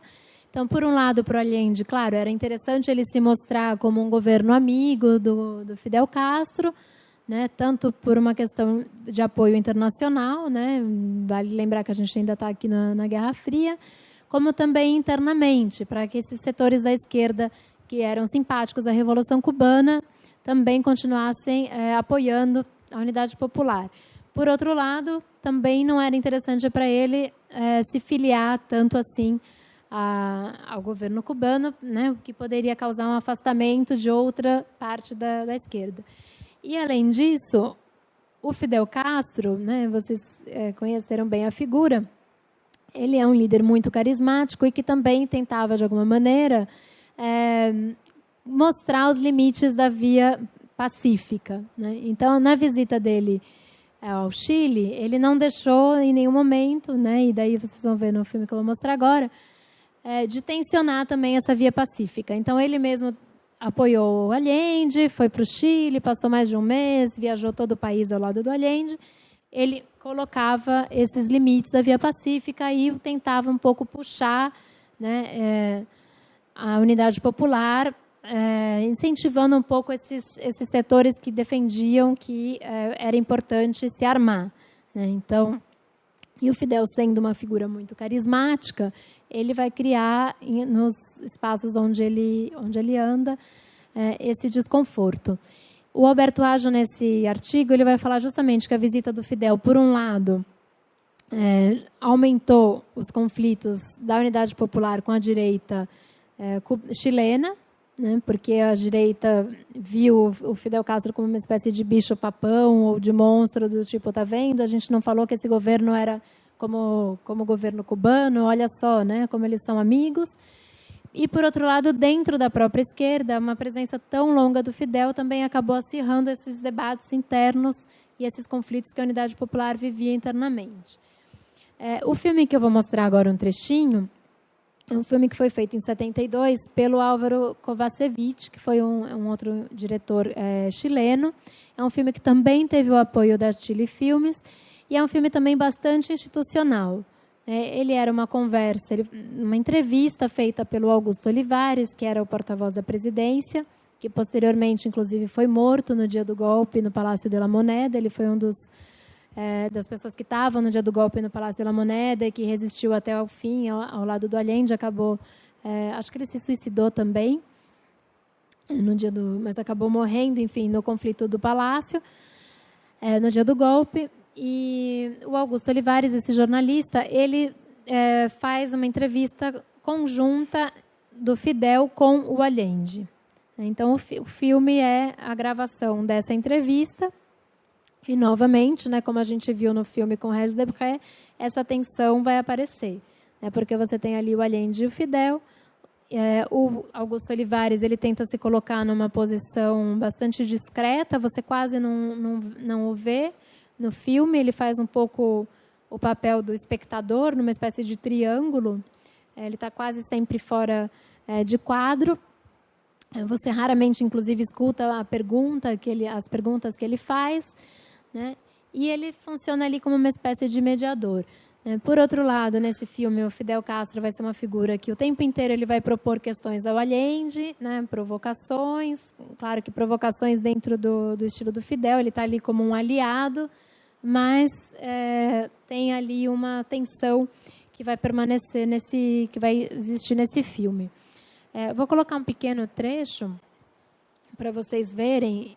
E, enfim, como o filme não é nenhum produto muito maravilhoso, assim como o Companheiro Presidente, né? São filmes, em termos estéticos, que talvez tenham pouco valor estético, né? Sem querer menosprezar esses filmes, mas não são, ao contrário do Venceremos, que é um filme que tem um valor estético também como obra. Esses filmes, em geral, são bastante pobres, mas, como debate político, eles são documentos muito importantes de época, né? Quando o Allende, agora no final, fala... O Allende está falando alguma coisa, ele fala, mas é necessário lembrar que o imperialismo é implacável, ou seja, né, no fundo ele está discordando ali, ou lembrando, né, ele age como uma espécie de conselheiro, lembrando de que aquele projeto estaria em risco. E quando o Allende fala no final desse trecho, eu vou cumprir o meu mandato, custe o que custar, só me tirarão do Palácio de la Moneda se for a balas, né? Ou seja, vou resistir até o fim. O Fidel, a partir disso, já pega essa frase, né, para falar, não, então, que bom, porque quando um dirigente está disposto a morrer, o povo está disposto... Ou seja, ele está o tempo inteiro levando a discussão para essa via insurrecional, né? Então, o filme ele traz novamente a tensão entre essas duas vias. Claro que o Kozacevic, que é o diretor, assim como o Miguel Litin, procura passar uma imagem, né, de dois países irmãos, de dois projetos paralelos. O próprio filme leva esse título El Diálogo de América, né, como tudo é um grande diálogo, mas a tensão ela emerge no filme em diversos momentos, né? Eu achei que... Alguém quer fazer alguma colocação?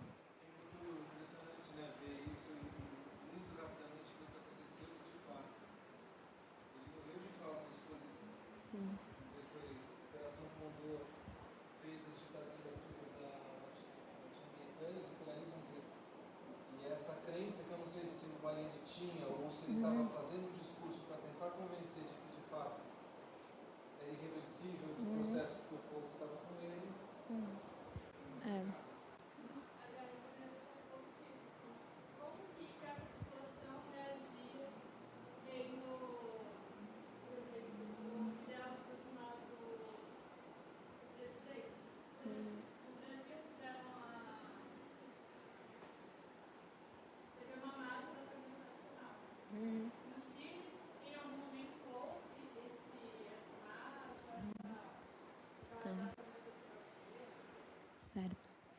Bom, primeiro, né, acho que quando a gente vê essas falas da época, elas são bastante fortes, né, quando a gente já sabe o que aconteceu, né?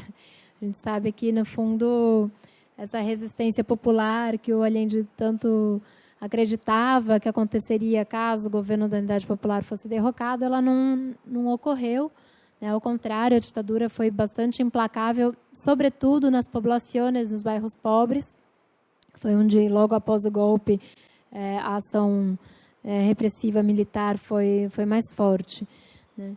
E, claro, o Allende, de fato, ele acreditava muito nessa via pacífica, no sentido de respeito às instituições, né, a ponto de que ele teve toda a pressão possível para renunciar, e ele não renunciou. E essa fala que aparece aqui nesse filme, que ele fala, não, só me tirarão eu vou terminar o meu mandato, a não ser que me matem, né, ou que me tirem do palácio a balas, é uma fala que ele repete em muitas ocasiões, né? Tanto que, quando teve a discussão sobre se o Allende teria sido assassinado ou se realmente teria sido um suicídio, que hoje em dia, né, acho que no Chile praticamente ninguém acredita mais na tese do assassinato.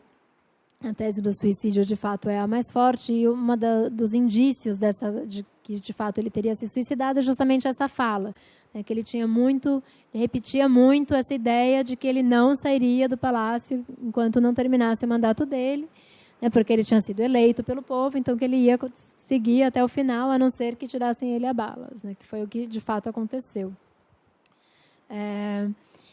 Bom, sobre a pergunta da recepção do Fidel. É legal que esse filme, nesse trechinho que eu passei, ele mostra essa recepção popular ao Fidel Castro. Né? O Fidel Castro teve uma recepção popular muito grande no Chile da época. Então, ele viajou, enfim, o país inteiro com Allende, participou de muitos comícios. Aquela cena que ele, não sei se vocês separaram, num estádio, no Estádio Nacional, onde ele foi discursar, o estádio completamente cheio. E esses conflitos da Unidade Popular, entre os apoiadores da Unidade Popular e os opositores, eles se deram muito nas ruas. Né? Quando a gente vê as imagens do período, você vê manifestações enormes, populares, de apoio ao Allende. Né? Aí a gente viu que aconteceram durante a visita do Fidel. Mas, por outro lado, você vê muitas manifestações contrárias ao Allende, organizadas pela burguesia nas ruas também. E, ao final do governo, era muito comum que você tivesse um dia manifestações com milhares de pessoas em defesa do Allende, no dia seguinte, com milhares de pessoas contra o Allende. Né? E as imagens da época mostram realmente Claro que não é que todo mundo que apoiava o Allende era do povo, mas você tem uma segmentação social que é muito clara nas imagens. Quando você vai nas imagens das manifestações contrárias ao Allende, você tem uma predominância da burguesia, né, enquanto que as favoráveis ao Allende, você tem os setores populares ali presentes. Eu acho que vale dizer que, né, ficaram muito famosas nesse período e são consideradas, inclusive, um dos fatores que derrubou, né, que ajudou muito a derrubada do governo Allende, são as marchas das caçarolas, que eram as marchas das mulheres da burguesia que saíam nas ruas com as panelas, né, que foi um gênero de bater panela, foi inaugurado justamente aí. Continua bastante usado, mas é uma invenção da burguesia chilena do período, né, que era sair nas ruas com as panelas, e muitas dessas marchas eram organizadas por mulheres da burguesia, né, que iam com discurso justamente com o discurso da família, né, e com as panelas, como nós estamos ficando com as panelas vazias, né, e nós, como mães de família, estamos aqui na rua tomando esse espaço público. E claro, quando você vê as imagens, né, são mulheres de uma burguesia, enfim, da altíssima burguesia, né, que organizavam essas marchas. Então, de fato, tinham muitas mobilizações públicas, tanto de apoio quanto, enfim, de oposição ao governo Allende. Né? E a visita do Fidel acabou colaborando para essa polarização, né? Como defende o Alberto Agio. Até, enfim, já encontrei alguns historiadores que acham que ele exagera um pouco ao dizer que essa presença do Fidel teria sido fundamental, né? Porque, no fundo, ele é bastante crítico à presença do Fidel, dizendo que essa presença do Fidel foi contraproducente à própria Unidade Popular, porque acabou acirrando tantos conflitos internos quanto essa oposição ao governo Allende. Né? Mas eu acho que, enfim, pode ser que ele exagere um pouco, mas, de fato, eu acho que ele tem razão ao apontar que a presença do Fidel Castro acabou... claro que não acho que foi responsável pelo golpe, mas foi um dos fatores que acirrou os conflitos. Né? Alguém quer fazer mais alguma pergunta? Bom, a gente não tem tanto tempo. A última parte que eu queria falar era um pouco sobre o cinema do Patrício Guzmán, que é um realizador que, com certeza, vocês conhecem.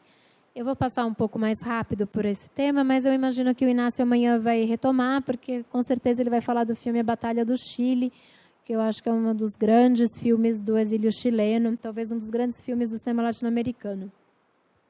De hoje em dia, né? Bastante importante para o cinema latino-americano. Bom, o Patrício Guzmán, vocês devem ter visto os filmes recentes dele, o Nostalgia da Luz, né? Um filme que circulou aqui no Brasil, os Botões de Pérola, né? Que acho que foi traduzido o último filme dele. É um diretor que ele continua tocando no tema, um diretor que foi exilado depois do golpe. Ele continua trabalhando nos filmes dele o tema da unidade popular e da ditadura, sobretudo da ditadura. Porém, nos últimos filmes, ele tem procurado trabalhar esse tema, enfim, com outras abordagens, né? Então, no Nostalgia da Luz, ele faz um paralelo com a questão da astronomia, né? Um paralelo com... Ele trata ali do deserto do Atacama, e ele vai fazer um paralelo entre a observação dos astros, né? Uma região que tem muito importante para a astronomia, e com as mães que procuram no deserto vestígios dos seus familiares que foram desaparecidos pela ditadura. Então, o Guzmán tem procurado novas formas de abordar esse tema, né? Mas eu queria falar hoje, o Inácio vai falar mais sobre esse cinema de exílio do Guzmán, mas sobre o cinema que ele fazia durante a Unidade Popular, que é um cinema um pouco diferente desses filmes mais institucionais que a gente viu. O Patrício Guzmán, ele voltou ao Chile em 1971, logo ele não participou desse primeiro momento do manifesto de apoio à Unidade Popular, porque ele estava estudando na Espanha. Porém, após a vitória do Allende, ele volta ao Chile. E o projeto dele, ao contrário desses filmes mais institucionais, era fazer uma espécie de um cinema testemunhal sobre os acontecimentos durante o governo Allende. Claro que ele era um apoiador do governo Allende, porém, a proposta dele era fazer um cinema investigativo que usasse poucas imagens de arquivo, né, e que fosse às ruas. Ele montou uma equipe. Eles estudavam os acontecimentos diários, né, do país, e iam às ruas tentando filmar esses conflitos, né? Então, um cinema, a proposta era fazer um cinema testemunhal que levasse às telas o que estava acontecendo no país. Ele fez um projeto que acabou resultando num filme chamado El Primer Año, né, o primeiro ano, onde ele filmou o primeiro ano do governo da Unidade Popular.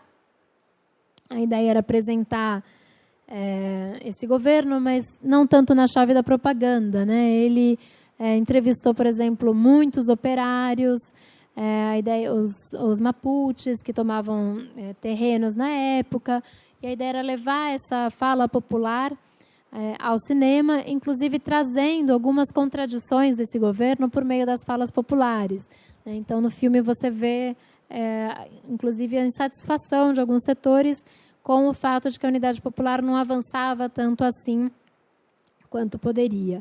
Então, é um filme também que é de apoio, né, ao Allende, mas que também mostra algumas das contradições da Unidade Popular ao trazer essas falas dos setores populares que nem sempre eram tão... Por mais que apoiassem o governo, muitas vezes cobram do governo mudanças que não estavam sendo feitas. O Guzmán, ele teve, então, esse projeto, né? Ele fazia parte da equipe dele, inclusive o Jorge Miller, que foi um operador de câmera que é considerado desaparecido pela ditadura, que foi morto, logo foi preso em novembro de 73 e desapareceu. E a ideia dele era fazer um filme por ano durante a Unidade Popular, né? O segundo filme dele é um filme que, hoje em dia, é considerado desaparecido. Pelo menos ao longo de muitos anos de pesquisa, não consegui localizar uma cópia do filme e não conheço ninguém que conseguiu, né? Mas a gente nunca se sabe, porque, enfim, daí tem outro tema que seria mais para amanhã, para a aula de amanhã, né? Mas como o golpe também fez com que parte desse cinema produzido durante a Unidade Popular se exilasse junto com seus realizadores, então que não foi destruído, foi tirado do país, muitas vezes de forma clandestina, né? E hoje há, nos últimos anos no Chile, um esforço de retomar essa cinematografia chilena e trazer de volta esse material para o país, né? Então, esse filme La Respuesta de Outubro, que foi o segundo filme que o Patrício Guzmán fez durante o governo da Unidade Popular, é considerado desaparecido, embora ele tenha usado bastante material desse filme para a Batalha do Chile, filme que ele faz já depois do golpe. O filme A Resposta de Outubro, pelos registros que a gente tem, né? Tem o roteiro, enfim, outros documentos. Ele é um filme que se centrou, sobretudo, nos conflitos de outubro de 72, que foi quando teve essa greve de caminhoneiros que eu falei para vocês agora há pouco, né? Que foi uma das razões que paralisou o país e que acirrou bastante a crise da Unidade Popular, né, os conflitos no Chile, né, por conta dessa crise de abastecimento. E o Patrício Guzmán tinha um projeto também de fazer um terceiro filme, que chamava Projeto El Terceiro, né, onde ele estava filmando o terceiro ano do governo Allende, que foi um filme que ele não chegou a concluir, justamente porque o golpe interrompeu esse filme. E a Batalha do Chile, então, ele vai usar imagem desses dois filmes, o primeiro ano, a Resposta de Outubro, e desse terceiro filme que ele fazia no momento do golpe. Né? O que é interessante, como eu disse, então, desse filme do Guzmán, é justamente o fato de que a ideia dele era dar voz ao povo, né? Eles tinham como método um método mais investigativo, então, às vezes, eles se disfarçavam, por exemplo, para participar dos comícios de direita, né? No caso da greve dos caminhoneiros, eles iam com credenciais das televisões de direita para cobrir esses eventos, eles se camuflavam na direita para visitar a casa de alguns burgueses, e algumas dessas cenas estão na Batalha do Chile, desses 3 filmes, onde a gente vê, né, essa... quase que uma estratégia mesmo de um cinema de guerrilha, né, no sentido de conseguir também entrar nesse mundo do inimigo, né, não fazer um cinema apenas de propaganda repetindo a própria voz, mas tentar escutar também esse inimigo, entre aspas, e a partir da voz desse inimigo revelar a sua verdadeira ideologia. Não vai dar tempo de mostrar muito, também é um filme que, para variar, a cópia é péssima, a cópia que existe. Tem como... Eu vou colocar só o comecinho do filme, só para vocês terem uma ideia. Pode colocar. Eu não vou passar muito para também não alongar a aula, mas o que é interessante desse filme é que ele faz esse filme em cinema direto.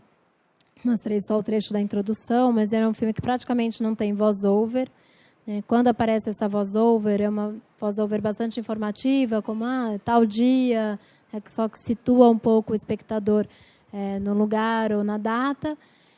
Mas, a partir da montagem, ele vai construindo um discurso sobre a Unidade Popular, e no restante do filme, isso que a gente viu, uma espécie de preâmbulo, enfim, né, um prefácio do filme, vamos dizer assim. E depois ele vai contar, sobretudo, com entrevistas desses setores populares, como eu falei, né, que essas entrevistas vão sendo colocadas na montagem sem que uma voz-over ou a voz do diretor guie uma narrativa.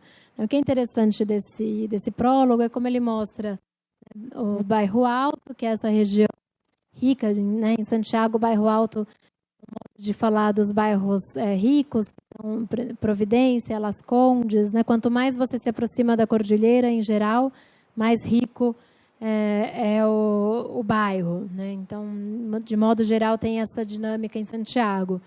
Então, os bairros altos são os bairros da burguesia, o bairro alto onde mora a burguesia, sobretudo Providência e Las Condes. O Patrício Guzmán mostra, então, a burguesia recebendo, né, por meio de um jornal, né, a notícia da eleição do Allende. Depois ele mostra esses planos da retirada de dinheiro, das vendas de imóveis, das vendas de fazenda, e o avião da Lantille, mostrando a fuga, né, de uma parte dessa burguesia após a eleição, né? E, por fim, ele mostra algumas imagens da ratificação da eleição no Congresso, né, e da posse do Allende. Acho que é interessante porque é um filme que está numa outra chave do que aqueles outros que eu mostrei. Enfim, não dá para a gente se alongar muito, mas para mostrar também uma certa diversidade desse cinema. Claro que eu selecionei aqui alguns filmes que talvez, mais do que pela contribuição estética, embora o do Patrício Guzmán e o do Peter Chaskel são filmes que esteticamente podem ser considerados uma novidade para a época, ao menos no cinema chileno, mas mais do que uma contribuição estética, são filmes que eles mostram para a gente os debates da Unidade Popular e eles ajudam, analisados como documento, a entender melhor esse período. Alguém quer fazer alguma colocação sobre esse filme? E nessa primeira cena, né, que eu mostrei, ele tem uma crítica a essa imprensa. Ele está mostrando que, no fundo, a imprensa massiva é uma imprensa que é contrária, né, à Unidade Popular, é uma imprensa de oposição ao governo do Allende, né, que é alarmista, né, como existe essa espécie desse pânico que é causado pela eleição do Allende. Né, isso que ele está mostrando no prefácio desse filme.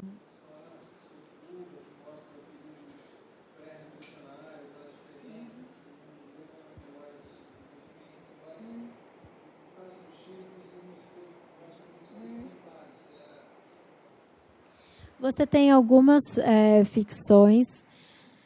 É interessante, quando a gente, né, o que eu falei do manifesto dos cineastas da Unidade Popular, uma das prioridades que é colocada naquele manifesto é justamente a elaboração de filmes que resgatassem a história do país numa chave contrária à história oficial, mas resgatassem esses heróis populares e os processos políticos, né, populares do passado, né?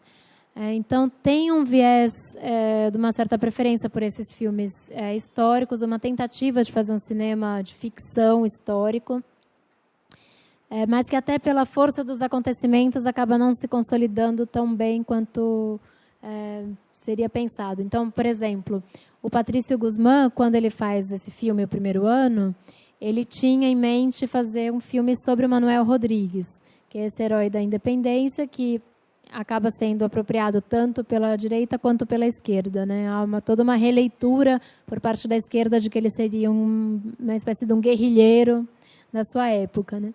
E o Patrício Guzmán tinha um projeto de fazer um filme sobre o Manuel Rodrigues que é interrompido justamente porque ele decide fazer essa trilogia, enfim, ou fazer uma cobertura documental do que se passava no Chile por conta dos conflitos sociais, né? O Miguel Litin tem um filme de ficção que chama A Terra Prometida, que é sobre uma experiência de um governo da República Socialista de 32, que foi um governo socialista dos anos 30 no Chile, que durou pouco tempo. É um filme que ele estava quase terminando quando foi o golpe e é terminado, afinal, em Cuba, embora o filme já estivesse praticamente completo. Então, enfim, né, em teoria, ou pelo menos pelos depoimentos, esse término em Cuba não teria afetado o que seria o filme feito durante a Unidade Popular. Uma das dificuldades de se fazer um cinema de ficção é justamente a precariedade da Chile Filmes, né? O ICAI, que ele foi uma das prioridades do governo cubano. Então, os realizadores em Cuba tinham toda uma estrutura para fazer filmes de ficção que os realizadores chilenos não tiveram. Então, claro, existem filmes de ficções na época, mas era muito mais difícil você fazer um filme de ficção do que um documentário, né? Que, em geral, você precisa de uma estrutura menor, né? Sobretudo se você vai fazer um filme histórico, né? Como é o caso do filme do Litin, né? Então, sim, existe esse A Terra Prometida.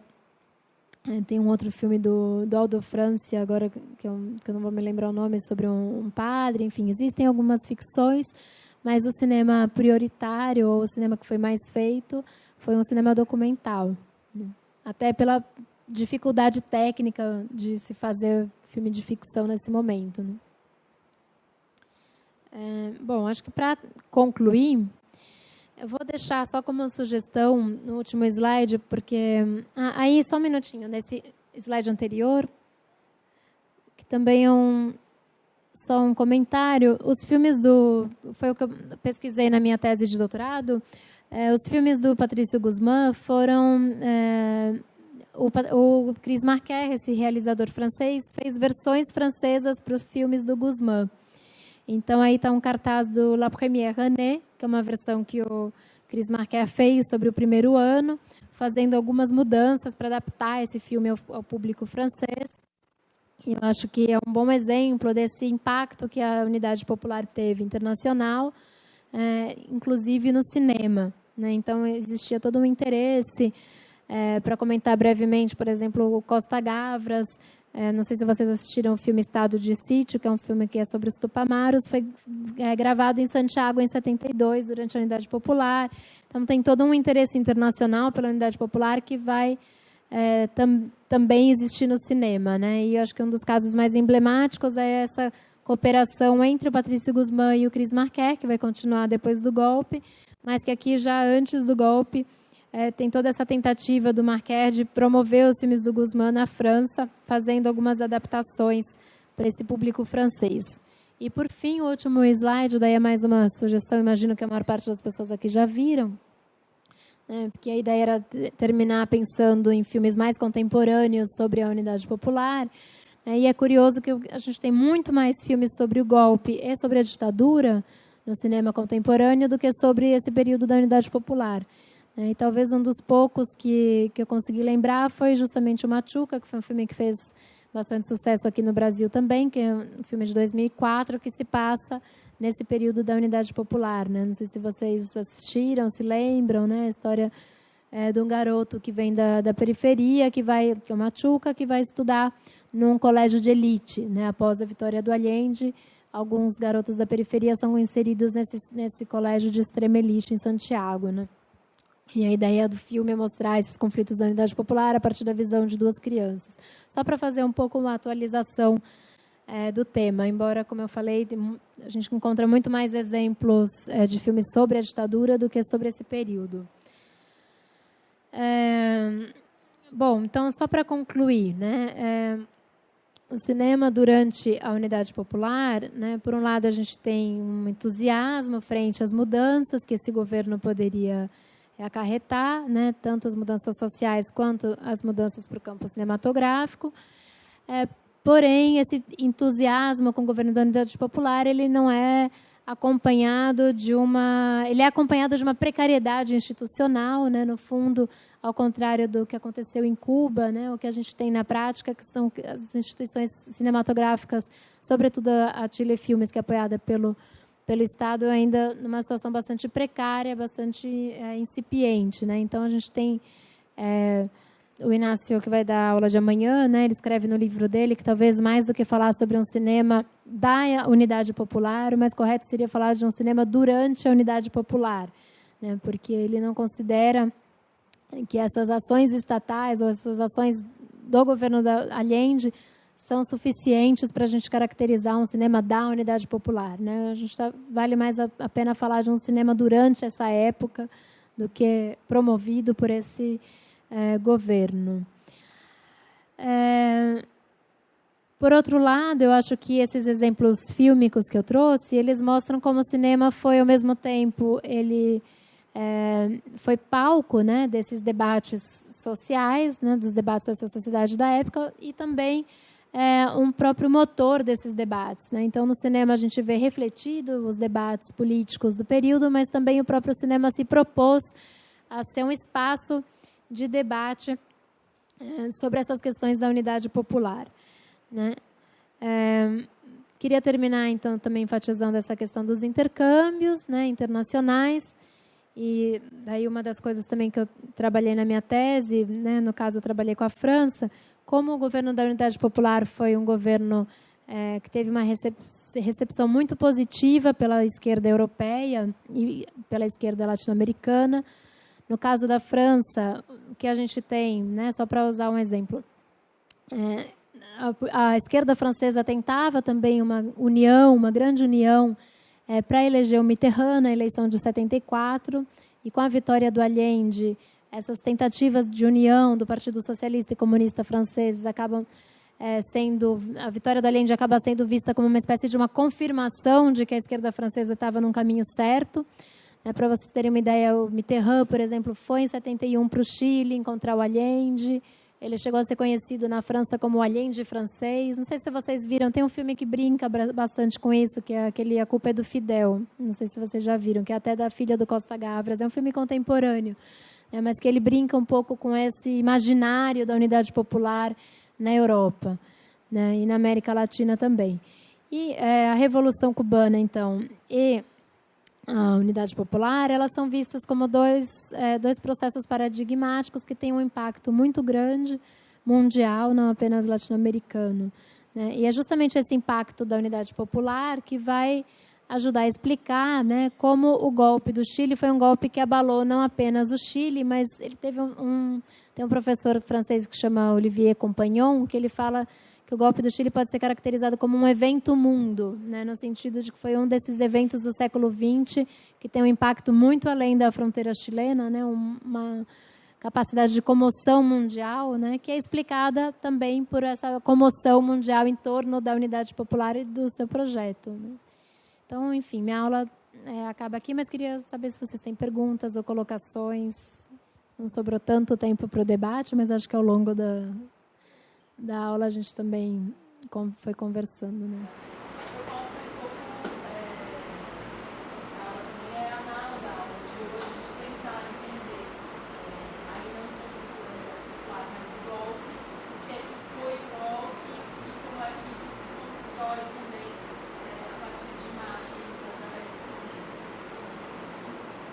A ideia é uma aula análoga, mas focada mais no golpe e na ditadura, né? Então, falar um pouco sobre as representações do golpe, né, no cinema, e também sobre esse cinema durante a ditadura, o cinema de exílio, né, e alguns, enfim, o cinema mais contemporâneo também, como retrata o golpe e a ditadura. Acho que a ideia é uma aula análoga num período posterior.